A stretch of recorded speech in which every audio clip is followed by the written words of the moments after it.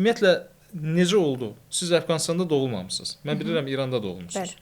Niyə? Yəni, nə vaxt, nə üçün?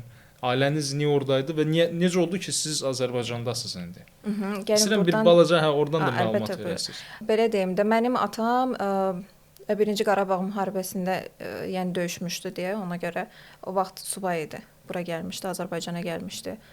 Könüllü olaraq burada döyüşmüşdü. Sonra buradan yenə təzədən Əfqanistana qayıdır və yəni müharibədən sonra Əfqanistana qayıdır, orada evlənir. Evlənəndən sonra müharibə çox pis bir müharibə baş verir. Ona görə məcbur qaldılar ki, İrana getsinlər. Burada bir sual yaranır əslində məndə. Atanız digər soydaşlarına qoşulub cihad fətvası və cihad uğrunda belə deyim, müsəlmanların hüquqlarını bərpa etmək üçün Azərbaycana gəlir, Qarabağda döyüşür.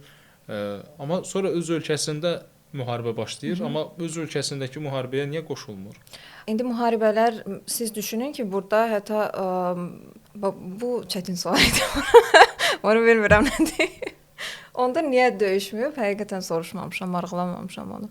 Məncə bilirsiniz niyə görə döyüşməyib? Çünki burada müsəlmanların yanında ermənilərə qarşı döyüşürdü. Amma öz ölkəsində müsəlmanlara güllə atdığı bir şəraitdə olmaq istəmədi sadəcə.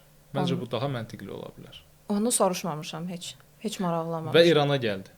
Aha, bəli. Və siz İranda doğuldunuz. İrana gəldilər. İranda, Tehran şəhərində mən anadan olmuşam və 17 yaşıma qədər, səhv etmirəmsə, elə orada idim. Yəni İranda idik biz.